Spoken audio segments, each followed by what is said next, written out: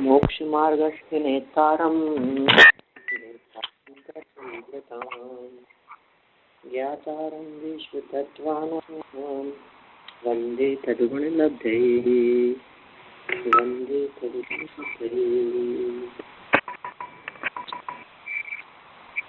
तत्वार्थ सूत्र की यह टीका तत्वार्थ राजवार्तिक नामक ग्रंथ है और इस राजवार्तिक ग्रंथ के अंतर्गत 5 भावों की चर्चा हम लोग अनेक दिनों से कर रहे हैं। पारिणामिक भाव की चर्चा कल हमने यहाँ प्रारंभ कर दी थी। जीव भव्य भव्यत्वानि च, माने जीवत्व, भव्यत्व और अभव्यत्व, ये 3 पारिणामिक भाव हैं। भव्यत्व और अभव्यत्व पना भी इस जीव का स्वभाव है जो सदा काल रहता है, किसी कर्म के उदय से नहीं है। कोई व्यक्ति किसी कर्म के उदय से भव्य नहीं हो गया और कोई किसी कर्म के अनुदय से या उदय से अभव्य नहीं हो गया और अनुदय से भव्य नहीं हो जाता। भव्यत्व और अभव्यत्व पना उसकी त्रैकालिक शक्ति है। जो भव्य है वह सदा भव्य ही रहता है और जो अभव्य है वह सदा अभव्य ही रहता है। इसी प्रकार का नियम है। देखिए, आप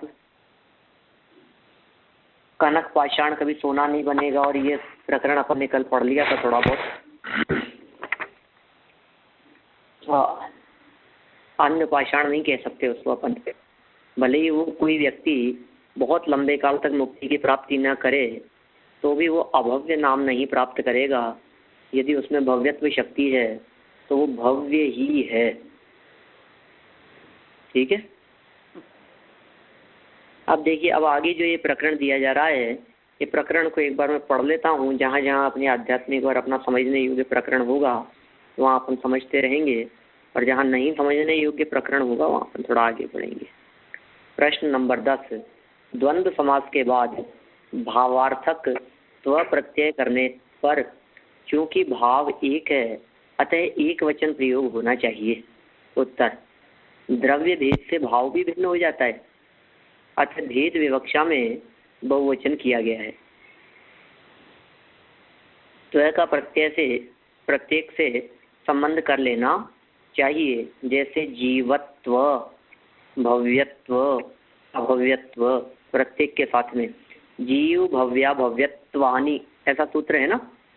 जीव भव्या भव्यत्वानि, तो त्व जो है ये भव्य अभव्य के बाद में दिया है। लगा लीजिए सबके साथ में। देखिए, आगम में सासाधन गुणस्थान में दर्शन मोह के उदय उपशम क्षय या क्षयोपशम की अपेक्षा न रखने के कारण जो पारिणामिक भाव बताया है वह सापेक्ष है। वस्तुतः वह अनंतानुबंधी का उदय होने से औदैहिक भाव ही है, अतः उसका यहाँ ग्रहण नहीं किया है। देखिए, अपन ने गुणस्थान विवेचन पढ़ते समय दूसरे गुणस्थान की चर्चा को पारिणामिक भाव कहा था। आपको याद हो, स्मरण में होगी ये बात कि दूसरा गुणस्थान कौन सा भाव है? पारिणामिक भाव। दूसरे गुणस्थान को हम पारिणामिक भाव कहते हैं। अब फिर प्रश्न खड़ा होता है कि दूसरे गुणस्थान को पारिणामिक भाव क्यों कहते हैं, इसके पीछे क्या कारण है? तो जवाब क्या मिलता है? दूसरे गुणस्थान को पारिणामिक भाव क्यों कहते हैं? वहां दर्शन मोहनीय कर्म का उदय उपशम क्षय और क्षयोपशम नहीं है, इसलिए। क्या? हाँ, दूसरे गुणस्थान में दर्शन मोहनीय कर्म का उदय उपशम क्षय क्षयोपशम नहीं है, इसलिए उसे पारिणामिक कहते हैं। क्योंकि पारिणामिक की परिभाषा में ये बात है कि जहाँ कर्म का उदय न हो, उपशम न हो, क्षय न हो, क्षयोपशम न हो, उसे पारिणामिक भाव कहते हैं। तो फिर यहाँ उसको पारिणामिक क्यों? किसी कर्म विशेष की अपेक्षा से। लेकिन यहाँ जो पारिणामिक है उसमें तो किसी भी कर्म का उदय नहीं है। दूसरे गुणस्थान में तो अनंतानुबंधी का उदय होता ही है, ऐसा नियम। अनंतानुबंधी का उदय होने से औदैहिक भाव ही है दूसरा गुणस्थान, तो उसका यहाँ ग्रहण नहीं किया है। दूसरे गुणस्थान का यहाँ पारिणामिक भाव के अंतर्गत ग्रहण नहीं किया है। जीवत्वपना किसी कर्म से नहीं होता, भव्य और अभव्यपना भी किसी कर्म से नहीं होता, इसलिए वो इस जीव के पारिणामिक भाव हैं। देखिए 12-13 नंबर का करेगा। अस्तित्व, अन्यत्व, कर्तृत्व, भोक्तृत्व, पर्यायत्व, पर्यायवत्व, कुछ एक अक्षर शायद ज्यादा हो गया है, असर्वगतत्व, असर्वगतत्व, अनादि संतति बंधन बद्धत्व, प्रदेशवत्व, अरूपत्व, नित्यत्व आदि के समुच्चय के लिए सूत्र में च शब्द दिया है। ओहो,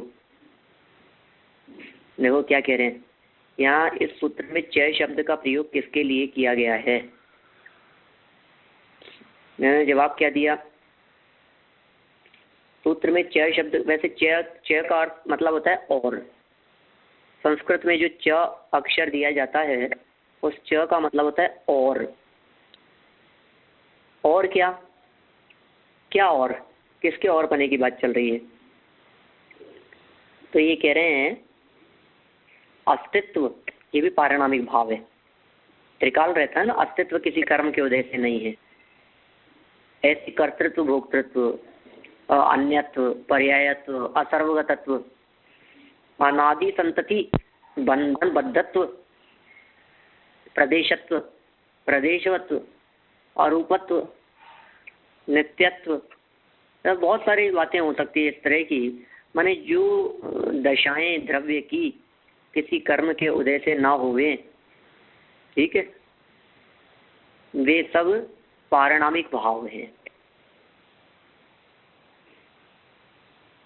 क्योंकि ये भाव अन्य द्रव्यों में भी पाए जाते हैं। देखना, महत्वपूर्ण बात कह रहे हैं।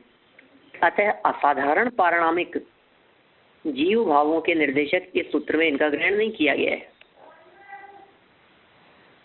पारिणामिक भाव तो बहुत सारे हो सकते हैं, लेकिन असाधारण पारिणामिक भाव नहीं है, क्योंकि ये जीव के अकेले के नहीं है ना, जीव के साथ साथ औरों के भी है।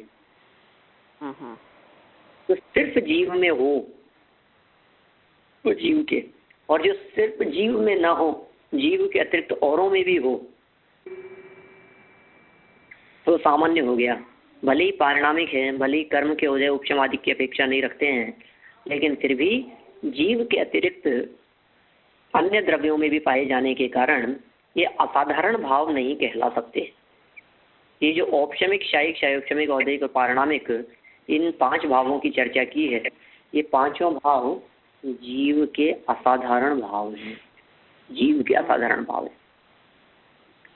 यद्यपि ये सभी भाव कर्म के उदय, उपशम, क्षय, क्षयोपशम की अपेक्षा न रखने के कारण पारिणामिक हैं। क्या कह रहे हैं? यद्यपि ये सभी भाव कर्म के उदय, उपशम, क्षय, क्षयोपशम की अपेक्षा नहीं रखने के कारण पारिणामिक हैं, तो भी अस्तित्व 6 द्रव्यों में पाया जाता है।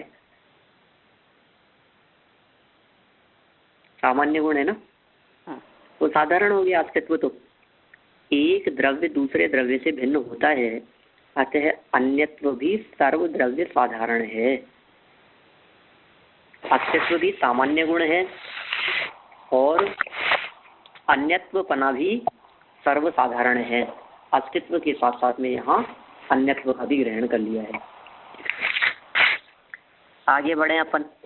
अस्तित्व के बाद में हो गया अन्यत्व, और अन्यत्व के बाद में अब बात कर रहे हैं स्वयं कार्य का कर्तृत्व भी सभी द्रव्यों में होता है। सब अपना अपना काम करते हैं, तो सब द्रव्यों के अंदर कर्तृत्व हो गया। असाधारण गुण तो नहीं रहा। धर्म, धर्म आदि में भी अस्थि आदि क्रियाओं का कर्तृत्व है ही। पंडित जी, आत्म, हाँ जी, जो अस्तित्व गुण, ये गुण है ना, भाव है गुण, अस्तित्व, प्रदेशत्व गुण है, ये भाव ही कह सकते हैं इनको। उस रूप दशा तस्य भावस्तत्वम, जिस वस्तु का जो भाव है उसे भी भाव ही कहते हैं ना। गुण धर्म शक्तियों के लिए भी भाव शब्द का ही प्रयोग किया जाता है। हाँ, लेकिन जो 6 गुण है सामान्य गुण, तो उसमें अस्तित्व और प्रदेशत्व और वस्तुत्व द्रव्यत्व ये क्यों नहीं लिया यहाँ? तो सब शामिल हो जाएगा उसमें, एक ही बात है, लेकिन बस वो क्या है, साधारण है। कुल मिलाकर के बात ये है, इनको भी जिनके नाम बताए हैं इनको भी लिया कहाँ है, इनका भी तो निषेध कर रहे हैं ना। वो तो जितने उनके शब्द ख्याल में आए उपयोग में जिस समय, उतने शब्द उन्होंने लिख दिए, बाकी उसमें कोई ऐतराज नहीं है। वस्तुत्व प्रमेयत्व आदि की भी यदि हम बात करेंगे, वे भी द्रव्य के पारिणामिक भाव ही हैं, लेकिन परम पारिणामिक भाव नहीं है, आत्मा के असाधारण भाव नहीं है, इसलिए उनको उनसे भिन्न रखा गया है। देखिए, धर्म आदि में भी अस्थि आदि क्रियाओं का कर्तृत्व है ही। आत्म प्रदेश परिस्पंद रूप योग क्षयोक्षमिक है। जीव का पुण्य पाप संबंधी कर्तृत्व कर्म के उदय और क्षयोक्षम के अधीन होने से पारिणामिक नहीं है। क्या कह रहे हैं? पुण्य पाप संबंधी जो कर्तृत्व है वो पारिणामिक नहीं है।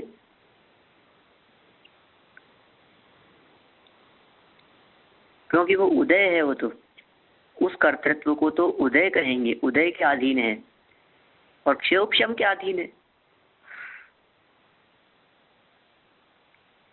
जिसमें इन चारों की विवक्षा न होवे और त्रैकालिक भाव होवे, उसे पारिणामिक भाव कहेंगे। मिथ्या दर्शन मोह के उदय से अविरति, प्रमाद और कषाय चारित्र मोह के उदय से और योग वीर्यांतराय के क्षयोक्षम से होता है। चैतन्य होने के कारण ही यदि पुण्य पाप का कर्तृत्व जीव का असाधारण धर्म माना जाए तो मुक्त जीवों में भी पुण्य पाप का कर्तृत्व मानना होगा। अतः कर्तृत्व सर्वद्रव्य साधारण धर्म है। ख्याल में आ गई बात? कर्तृत्व तो सर्वद्रव्य साधारण है, लेकिन किसका कर्तृत्व? जड़ कर्मों का कर्तृत्व नहीं, पुण्य पाप का कर्तृत्व नहीं, राग आदि विकारी भावों का कर्तृत्व नहीं, तो फिर किसका कर्तृत्व? ये अपना जो भी भाव है, जैसे जीव का चेतन भाव है, चेतनता है, वो उसका कर्ता जीव ही है। एक प्रकृष्ट शक्ति वाले द्रव्य के द्वारा दूसरे द्रव्य की सामर्थ्य को ग्रहण करना भोक्तृत्व कहलाता है।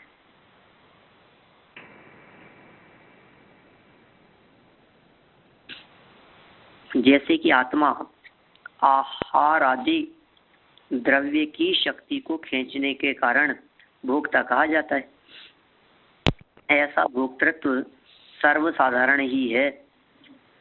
विष द्रव्य अपनी तीव्र शक्ति से पौधों आदि की शक्ति को खींच लेता है, अतः वह उसका भोक्ता है। पौधे जानते हैं आप, कुछ एक वनस्पति इस प्रकार की होती है जो मादकता उत्पन्न करने का कार्य करती है। जिस वनस्पति के रस से, जिस वनस्पति से स्पर्शित जल से कुछ नशा चढ़ता है, ऐसे कुछ पौधे होते हैं जो पौधों के नाम से जाने जाते हैं। उनकी शक्ति वो खींच लेता है विष। नमक की झील लकड़ी पत्थर आदि को नमक बना देती है, देखिए आप। अतः वह उनकी भोक्त्री है। पदार्थों की तत्त प्रतिनियत शक्तियों के कारण द्रव्यों में परस्पर भोक्त्री भोग्य भाव होता है। वीर्यांतराय के क्षयोक्षम, अंगुपांग नाम कर्म का उदय आदि कारणों से शुभ अशुभ पुद्गल के फल भोगने की शक्ति आत्मा में आती है। वीर्यांतराय के क्षयोक्षम से आहार आदि के भोगने की शक्ति भोगांतराय के क्षयोक्षम से और उनको पहचानने की शक्ति वीर्यांतराय के क्षयोपशम से होती है। माने ये जो शक्तियां जीव में इस तरह की दिखाई देती है, ये सब क्षयोपशम जन्य है या उदय जन्य है, पारिणामिक भाव जन्य नहीं। पर्यायवत्व भी सभी द्रव्यों में पाया जाता है। आकाश को छोड़कर परमाणु आदि सभी द्रव्यों में असर्वगतत्व धर्म पाया जाता है। आकाश को छोड़कर परमाणु आदि सभी द्रव्यों में असर्वगतत्व धर्म पाया जाता है। असर्वगतत्व जानेंगे क्या हो गया? असर्वगतत्व, असर्वगतत्व, असर्वगत पना, त्व मतलब पना, तो असर्वगत पना हटा दो। सर्वगत, सर्व मतलब सब, गत मतलब जाना, सर्वगत माने सब जगह जाना, असर्वगत माने सब जगह नहीं जाना।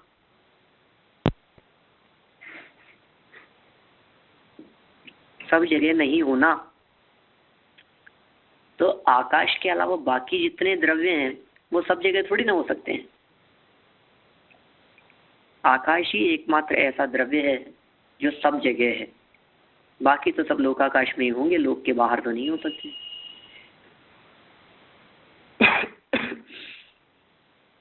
जीव का स्वशरीर प्रमाण अवगाहना को धारण करना कर्मोदय निमित्तक होने से पारिणामिक नहीं है।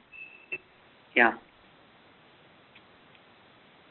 जीव का स्वशरीर प्रमाण अवगाहना को धारण करना कर्मोदय निमित्तक होने से पारिणामिक नहीं है।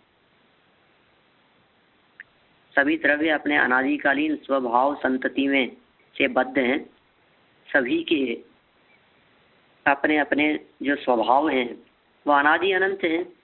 सब द्रव्यों के सबके स्वभाव अनादि काल से हैं और सबके स्वभाव अनंत काल तक रहते हैं। माने द्रव्यों में कुछ भाव ऐसे पाए जाते हैं जो अनादि अनंत हैं, उन्हें ही पारिणामिक भाव कहते हैं। जो भाव द्रव्य में अनादि अनंत होते हैं वे भाव पारिणामिक भाव कहलाते हैं। अनादिकालीन कर्म बंधन बद्धता यद्यपि जीव में ही पाई जाती है। क्या कह रहे हैं? अनादिकालीन कर्म बंधन बद्धता जीव में ही पाई जाती है, पर वह पारिणामिक नहीं है, किंतु कर्मोदय निमित्तक है। प्रदेशवत्व भी सर्वद्रव्य साधारण है।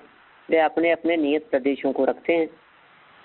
आरूपत्व भी जीव, धर्म, अधर्म, आकाश और काल द्रव्यों में साधारण है।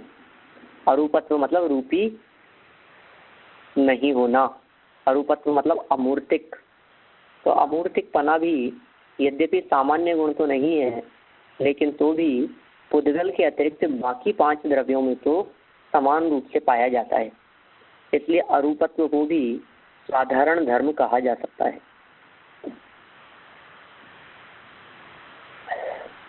नित्यत्व भी द्रव्य दृष्टि से सर्वद्रव्य साधारण है। नित्यत्व, नित्यपना। अग्नि आदि की भी ऊर्ध्व गति होती है, अतः ऊर्ध्व गतित्व भी साधारण है। इसी तरह आत्मा में अन्य भी साधारण पारिणामिक भाव होते हैं। साधारण पारिणामिक भाव का मतलब क्या हुआ? अब 2 तरह के पारिणामिक भाव हो गए यहाँ। एक असाधारण पारिणामिक भाव और दूसरा साधारण पारिणामिक भाव।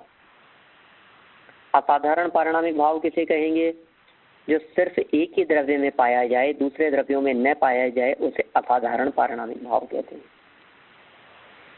और जो जीव के अतिरिक्त दूसरे द्रव्यों में भी पाया जाए वो साधारण पारिणामिक भाव कहलाता है। ठीक है।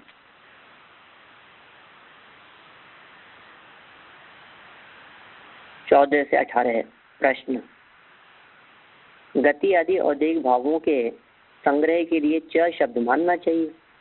बोलो, पारिणामिक भाव में जो च दिया है जीव भव्या भव्यत्वानि च, ये च किस लिए दिया है? तो जैसे पिछले सूत्रों के अंदर यदि अपन बात करें तो सम्यक् चारित्रयी सूत्र था ना, एक औपशमिक भाव के दो भेद बतलाने के लिए क्या सूत्र था? सम्यक् चारित्रयी। फिर उसके आगे क्या सूत्र था?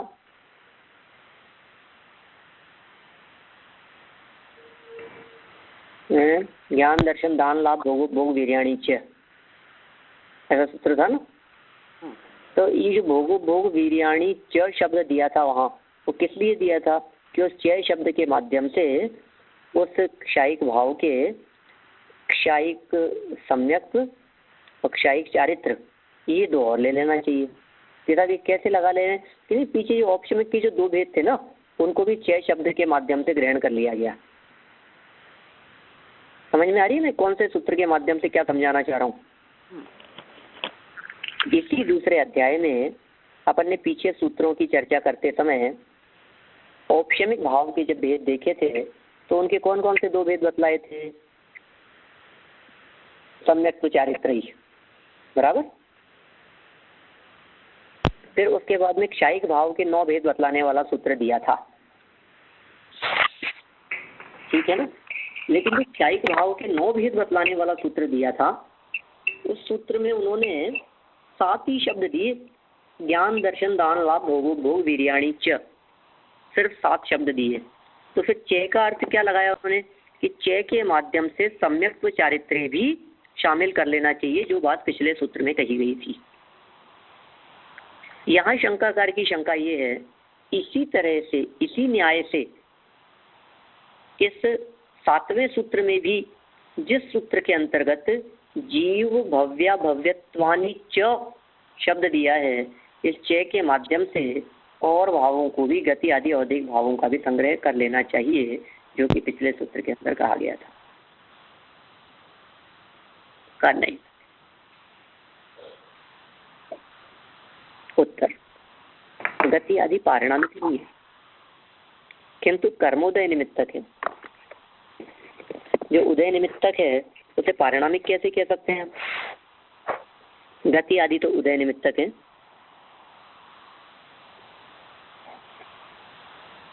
कर्मोदय के निमित्त से होते हैं।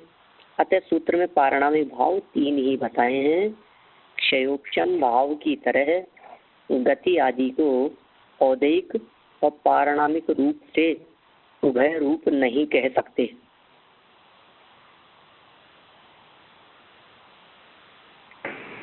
क्या कह रहे हैं? क्षयोपशम भाव की तरह गति आदि को औदैक और पारिणामिक रूप से उभय रूप नहीं कह सकते।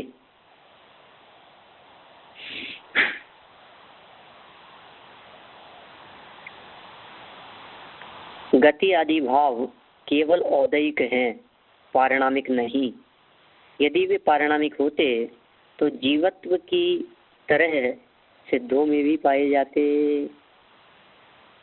आगम में जिस प्रकार क्षय और उपशम का मिश्र क्षयोपशमिक बताया है, क्या आगम में जिस प्रकार क्षय और उपशम का मिश्र क्षयोपशमिक बताया है, उसी तरह औदैक और पारिणामिक को मिलाकर एक अन्य मिश्र नहीं बताया है। अतः अस्तित्ववादी के समुच्चय के लिए ही च शब्द दिया गया है। क्लियर हो गई ये बात, क्या कहना चाह रहे हैं?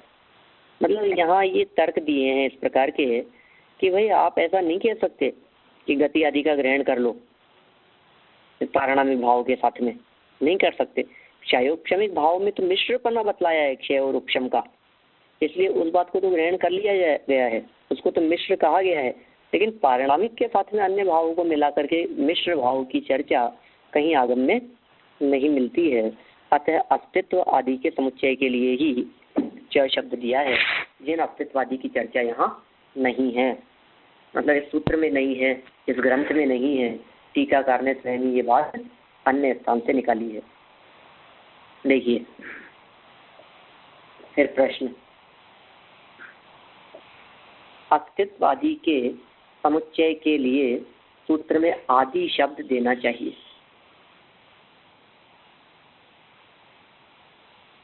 क्या कह रहे हैं? आदि शब्द देना चाहिए था यदि ये अस्तित्वादि की बात होती तो चय देने की क्या जरूरत थी?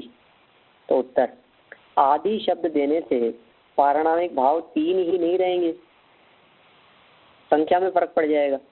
जीव भव्य भव्यत्वानि आदि यदि ऐसा देते तो फिर जीवत्व भव्यत्व अभव्यत्व और बहुत सारे हैं, उन सबको भी कहना पड़ेगा। वो तीन शब्द जो है वो निर्धारित नहीं हो सकेंगे।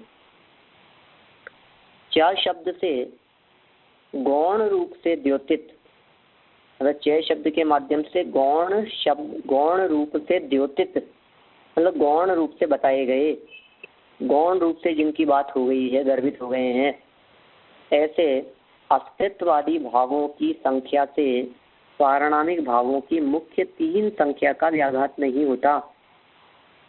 यानी पारणामिक भाव की मुख्य संख्या तो तीन ही है, वो बाधित नहीं होती, क्योंकि प्रधान और असाधारण पारणामिक तीन ही विवक्षित हैं। क्या कह रहे हैं? क्योंकि प्रधान और असाधारण पारिणामिक तीन ही विवक्षित हैं, और यदि आदि शब्द दिया जाता तो आदि शब्द से सूचित होने वाले अस्तित्व आदि का ही प्राधान्य हो जाता। जीवत्व भव्यत्व और अभव्यत्व तो उपलक्षक हो जाने से गौण ही हो जाते। यदि तद्गुण संविज्ञान पक्ष भी लिया जाए तो भी दोनों की ही समान रूप से प्रधानता हो जाएगी। देखिए, सन्निपात नाम का कोई छठवां भाव नहीं है, यदि है भी तो वह मिश्र शब्द से ग्रहित हो जाता है। मिश्र शब्द केवल क्षयोक्षम के लिए ही नहीं है, किंतु उसके पास ग्रहण किया गया च शब्द सूचित करता है कि मिश्र शब्द से क्षयोक्षम और सन्निपातिक दोनों का ग्रहण करना चाहिए। सन्निपातिक नाम का एक स्वतंत्र भाव नहीं है, संयोग भंग की अपेक्षा आगम में उसका निरूपण किया गया है। सन्निपातिक भाव 26, 36 और 41 आदि प्रकार के बताए हैं। अब कैसे बतलाए हैं ये सन्निपातिक भाव? इन्होंने कहा है द्विसंयोगी 10, त्रिसंयोगी 10, चतुर्संयोगी 5 और पंच संयोगी 1, इस तरह 26 भाव होते हैं। कौन कौन से होंगे तो इनको सबको संयोगिक बतला दिया, किसके साथ में कौन सा भाव मिलेगा। अब देखिए, जैसे द्विसंयोगिक की चर्चा की तो औदैहिक और औपशमिक, मनुष्य और उपशांत क्रोध, ये दोनों एक साथ हो गए, द्विसंयोगी भाव है। मनुष्यत्व पना भी है और उपशांत क्रोध भी है, तो औदैहिक और औपशमिक इन दोनों के साथ में रहने में कोई बाधा नहीं है। फिर औदैहिक क्षायिक, मनुष्य और क्षायिक, औदैहिक क्षायोपशमिक, मनुष्य और पंचेंद्रिय। ख्याल में आ रही है क्या बात? माने औदैहिक और क्षयोपशमिक ये दो भाव साथ में रह सकते हैं। द्विसंयोगी भावों की बात बतला रहे हैं। इस द्विसंयोगी भाव मतलब तो वर्तमान में हमारे उदय भी चल रहा है और क्षयोपशमिक पना भी चल रहा है। 5 भावों में से एट ए टाइम एक जीव के कितने कितने भाव किस किस प्रकार से बन सकते हैं, उसकी यहाँ बात चल रही है। ठीक है, ख्याल में आई क्या बात? क्या बात करना चाह रहे हैं यहाँ पर? द्विसंयोगी, त्रिसंयोगी, चतुर्संयोगी, पंच संयोगी, इन भावों के माध्यम से क्या बात कहना चाह रहे हैं पंडित जी? हाँ बोलिए। ये क्यों, ये जो चर्चा आई यहाँ क्यों आई? औदैहिक में क्यों नहीं आई? औदैहिक औपशमिक पारिणामिक में क्यों आई? ये च शब्द दिया ना, इसलिए ये इतनी सारी चर्चाएं उठा ली। जीव भव्य भव्यत्वानि च, तो ये च समुच्चय के लिए दिया गया, मतलब ग्रहण करने के लिए। अब किसके ग्रहण के लिए दिया? तो फिर उन्होंने चर्चा उठाई इनका ग्रहण हो जाना चाहिए। फिर कहा कि ये इनका एक का दूसरे के साथ में मिलना ये सन्निपातिक कहलाता है, ये एक का दूसरे में मिलना। तो कहे छठवां भाव नहीं है। तो छठवां भाव क्यों नहीं है ये मिले हुए भाव? तो कहा कि वो मिश्र भाव के अंतर्गत ही गर्भित हो जाएगा। कि मिश्र भाव के अंदर कैसे गर्भित हो जाएगा, समझ में नहीं आई हमारे को बात। मिश्र में किस प्रकार से आप उनको गर्भित कर लोगे? तो कहा मिश्र के अंदर कोई 2 संयोगी होते हैं, कोई 3 संयोगी होते हैं, और ऐसी दशा होती है जगत में भी। ऐसे टाइम कितनी तरह की परिस्थितियां बन सकती है। जैसे औदैक की भी जैसे अपन चर्चा करें ना, कई बार हमने कुछ थोड़े समय पहले एक चर्चा की थी, शायद गोमट सार के अंतर्गत ही। उसमें हमने कई भावों को, कई प्रकार के उदय को, कर्म के उदयों को परस्पर में मिला करके देखा। किसके साथ में कौन सा मिलाएं, किसके साथ में कौन सा मिलाएं, किसके साथ में कौन से की संगति बैठ सकती है। पाप कर्म के उदय के साथ में पुण्य कर्म में कौन कौन सी संगति बैठेगी। ऐसा हो सकता है यशस कीर्ति का उदय हो, लेकिन यशस कीर्ति का तीव्र उदय असाता के उदय को नहीं मेट सकता। यशस कीर्ति तीव्र उदय के साथ साथ असाता का ऐसा उदय चलता है कि शाम को रोटी की व्यवस्था नहीं होती। प्रशंसा बहुत होती है, सम्मान बहुत होता है, नाम सम्मान बहुत है, गले में मालाएं पहनाई जाती है, लेकिन उन सब प्रशंसा और यश प्रतिष्ठा सम्मान आदि के साथ में ऐसा असाता का उदय साथ में चलता है कि सबने मालाएं पहना दी और पहना दी, सब कुछ हो गया, लेकिन शाम को भोजन के लिए कोई लेने ही नहीं आया, भूल गए। ख्याल में आई बात? किस किस के साथ में कैसी कैसी परिस्थितियां बन सकती है। क्रोध के साथ में बीमारी की, आयु कर्म की ऐसी परिस्थिति के साथ में इसके साथ में ये परिस्थिति बनेगी। सुस्वर कर्म के साथ में यशस की प्रकृति साथ में उदय में आती है। जैसे सुस्वर अच्छे का उदय, वो सुस्वर कहलाता है। अब उस स्वर कर्म के साथ में अब कौन सा चलेगा? जब लगाओ सुस्वर के साथ में कौन कौन सा हो सकता है। कई ऐसी तरह की चीजें होती है जिनके साथ में मतलब समझ लीजिए आप अपयश कीर्ति है, आयशस कीर्ति। अभी आयशस कीर्ति नामक की कर्म प्रकृति ये अकेली नहीं है। इस कर्म प्रकृति के साथ में कई कर्म प्रकृतियों का जुड़ान रहेगा। जैसे आयशस कीर्ति कर्म के उदय के साथ में समझिए आप जिस प्रकरण को लेकर के आपका अपयश हुआ, वो जिस कर्म के उदय में था वो कर्म उसके साथ में संबंध बैठाने वाला है। यही बात ख्याल में लीजिए, वापस समझाने की कोशिश करता हूँ। जैसे समझिए आप किसी व्यक्ति का अपयश कीर्ति कर्म का उदय आया।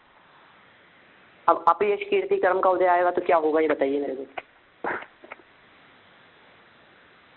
अपयश कीर्ति कर्म के उदय में निंदा होगी ना उसकी। अब हम ये कहते हैं उसकी जो निंदा हुई या निंदा जो हो रही है वो किस वजह से हो रही है, उस निंदा का क्या कारण है। निंदा का कारण इसका गला बहुत खराब है, तो दुस्वर कर्म का उदय उसके निंदा का कारण बना। गंदा रहता है बहुत ज्यादा, नहाता धोता नहीं है, ठीक है ना, तो सुभग नहीं है, सुंदर नहीं है, शुभ नहीं है, अशुभ नाम कर्म का उदय है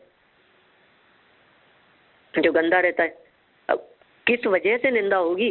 ज्ञान का क्षयोपशम बहुत मंद है, माने ज्ञानावरणी कर्म का तीव्र उदय उसके अपयश कीर्ति का कारण बन गया, क्योंकि उसको ज्ञान नहीं था प्रकरण के संदर्भ में और लोगों ने उसकी खूब निंदा करी कि इतनी सी अकल नहीं है, सही समझ नहीं, इतनी सी बात इसको याद नहीं रहती है। सब लोगों के सामने उसकी खूब निंदा हुई। किस वजह से निंदा हुई? ज्ञानावरणी कर्म का तीव्र उदय। अब ज्ञानावरणी कर्म के उदय से निंदा होती है क्या? कि नहीं नहीं नहीं, निंदा का कारण तो अपयश कीर्ति कर्म का उदय है। नहीं, उसके साथ में संबंध रखने वाला कौन सा कर्म है? ज्ञानावरणी कर्म। इस तरह से एक अकेले औदैक के अंदर इस तरह की परस्पर में सम्मेलन बैठ सकते हैं। तो हम कह रहे हैं औदैक के साथ में क्षयोपशमिक भाव हो सकता है कि नहीं, औदैक के साथ में औपशमिक भाव हो सकता है कि नहीं, कौन कौन से के साथ में कौन कौन से भावों की संगति बैठ सकती है। इस तरह से इन्होंने यहाँ ये 5 भावों के अंतर्गत द्विसंयोगी भावों संबंधी कुल 10 भाव बतलाए। 10 प्रकार के जोड़े बन सकते हैं।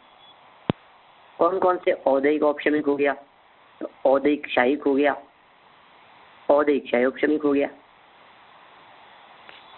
फिर औदैक के साथ में पारिणामिक, लोभ लोभ ये तो उदय भाव है, और जीवत्व पना जीव ये पारिणामिक भाव है, तो लोभी जीव ये औदैहिक पारिणामिक की संगति हो गई। ऐसे औपशमिक शायिक उपशांत लोभ और क्षायिक सम्यक दृष्टि, क्षायिक सम्यक दृष्टि जीव के उपशांत लोभ, दोनों तरह की बातें हो गई। या ऐसा कैसे, क्षायिक सम्यक दृष्टि जीव और उपशम श्रेणी चढ़ते समय, ठीक है ना। क्षायिक सम्यक दृष्टि जीव तो उसके दर्शन मोहनी का क्षय हुआ था, अनंतानुबंधी का हुआ है, लेकिन बाकी कर्म प्रकृतियों का तो उपशम हो सकता है, तो औपशमिक क्षायिक दोनों एक साथ में बन सकते हैं।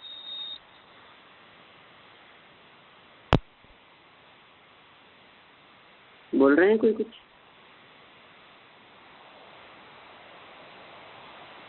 फिर आगे औपशमिक क्षयोपशमिक उपशांत मान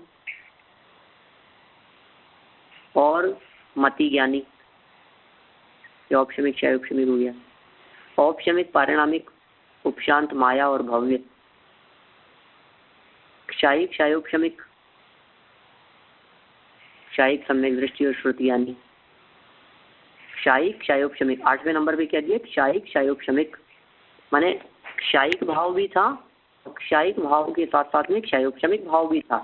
तो क्षायिक भाव तो हो गया क्षायिक सम्यक दृष्टि, और क्षयोपशमिक भाव हो गया श्रुति ज्ञानी। ऐसे क्षायिक पारिणामिक क्षीण कषाय और भव्य, क्षीण कषाय क्षायिक भाव है और भव्यत्व पना पारिणामिक भाव है, ये दोनों साथ में रह सकते हैं, उनकी बात कर रहे हैं, द्विसंयोग की बात कर रहे हैं। अभी तीन तीन भी रहेंगे साथ में। अभी 10वां पॉइंट देखिए, क्षयोपशमिक पारिणामिक अवधि ज्ञानी और जीव।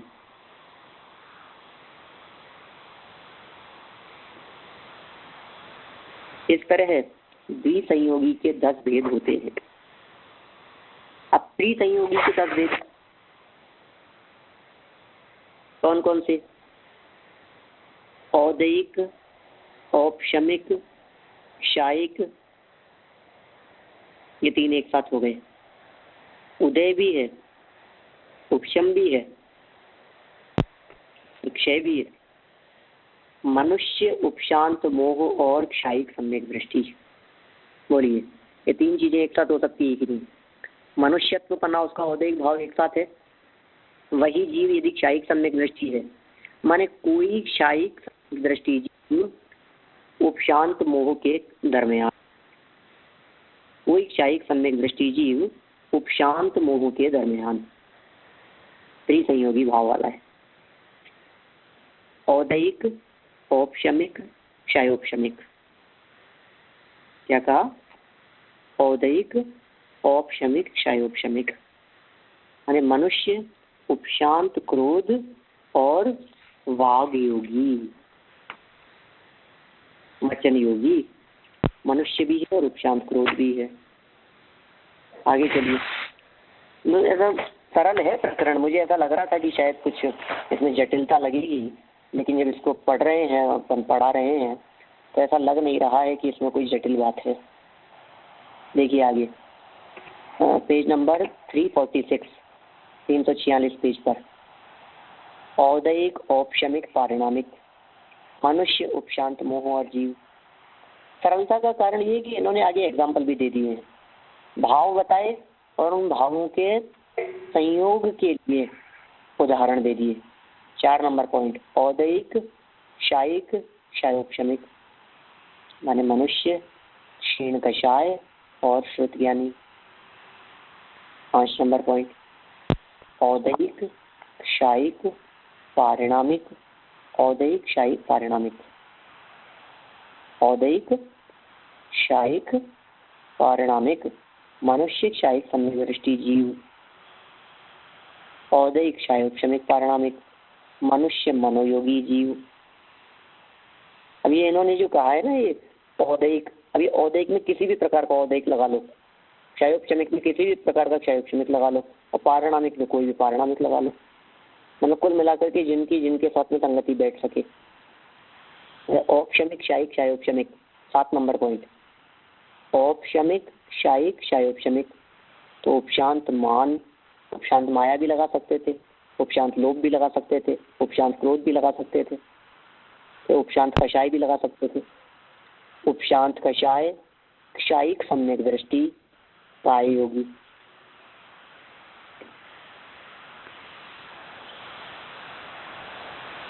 औपशमिक क्षायिक पारणामिक, उपशांत वेद क्षायिक सम्यक दृष्टि और भव्य। औपशमिक क्षयोपशमिक पारणामिक, उपशांत मान मति ज्ञानी और जीव, क्षायिक क्षयोपशमिक पारणामिक क्षीण मोह पंचेंद्री भव्य। ठीक है, तो समझने समझाने जैसी और कोई बात है नहीं इसमें। शब्द देखिए, फिर भी यदि कोई नहीं समझ में आए तो आप पूछ सकते हो कि ये पारणामिक क्यों कहा, इसको क्षयोपशमिक क्यों कहा, इसको औपशमिक या औदैहिक शब्द का प्रयोग क्यों किया इसके लिए। क्या तो संयोगी देखिए, औपशमिक क्षायिक क्षयोपशमिक पारणामिक, ये चारों एक साथ एट ए टाइम एक ही जीव के ये चारों बातें हो सकती है क्या? तो हाँ हो सकती है। क्या क्या चार बातें? औपशमिक भाव भी हो, क्षयोपशमिक भी हो, क्षायिक भी हो, पारणामिक भी हो। हाँ, कोई उपशांत लोभी है जिसके लोभ का उपशांत पना हो गया है क्षायिक सम्यक दृष्टि, क्षायिक सम्यक दृष्टि पंचेंद्रिय जीव। उपशांत लोभी क्षायिक सम्यक दृष्टि पंचेंद्रिय जीव, हो गया ना। उपशांत लोभ कौन सा गुणस्थान होगा? 10वां 11वां गुणस्थान के दो उपशांत कषाय कह सकते हैं। क्षायिक सम्यक दर्शन उसके है ही, पंचेंद्रिय जीव। दूसरा पॉइंट देखिए, औदैहिक क्षायिक क्षयोपशमिक पारणामिक। दूसरे पॉइंट में क्या ले लिया इन्होंने? औदैहिक क्षायिक क्षयोपशमिक पारणामिक। पहले वाले में औपशमिक था, दूसरे वाले के अंदर चार के अंतर्गत उन्होंने औपशमिक को हटा करके औदैहिक ले लिया।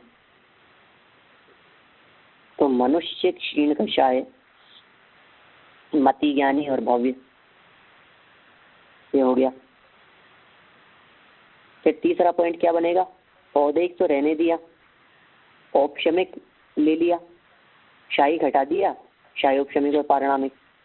मतलब 5 भावों में से क्षायिक भाव न होवे और बाकी के 4 भाव होवे, तब भी एक साथ चारों संभव हैं। जैसे कोई भी समझ लीजिए, उन्होंने उदाहरण दिया, मनुष्य उपशांत वेदी श्रुत ज्ञानी जीव। श्रुत ज्ञान क्षयोपशम का काम है, श्रुत ज्ञानी होना, मति ज्ञानी, श्रुत ज्ञानी, ये सब क्षयोपशम से ही है ना। और मनुष्य ये औदैहिक भाव है, गति नाम कर्म, गति का उदय है, उपशांत वेद है। श्रुत ज्ञानी क्षयोपशम हो गया, उपशांत वेदी उपशांत भाव हो गया, उपशांत कषाय वाला, और जीव पारणामिक भाव है। तो 4 बातें हो गई। फिर इसी तरह से चौथा क्या लिया इन्होंने पॉइंट? औदैहिक औपशमिक क्षायिक पारणामिक।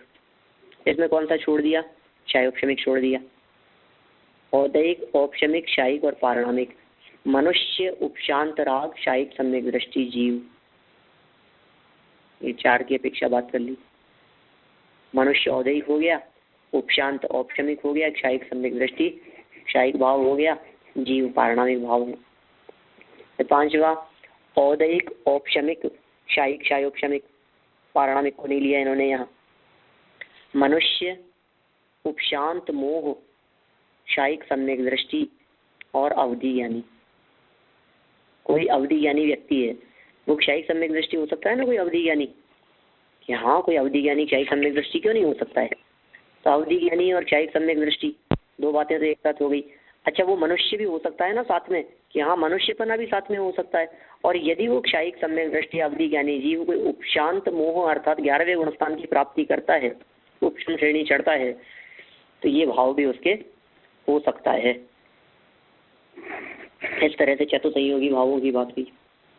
फिर पंच भाव संयोगी अंतिम देखिए, औदैहिक औपशमिक क्षायिक क्षयोपशमिक पारणामिक, ये 5 भाव एक साथ हो सकते हैं। कि 5 भाव, कि हाँ 5 भाव भी एक साथ हो सकते हैं। तो 5 भाव एक साथ कैसे होंगे?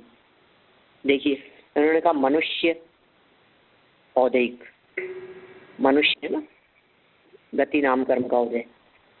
उपशांत मोह 11वां गुणस्थान, क्षायिक सम्यक दृष्टि,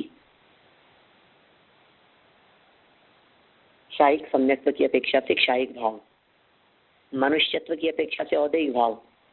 उपशांत मोही माने उपशांत मोही का मतलब 11वां गुणस्थान उपशम भाव, क्षायिक सम्यक दृष्टि क्षायिक भाव, पंचेंद्रिय क्षयोपशमिक भाव और जीव पारणामिक भाव।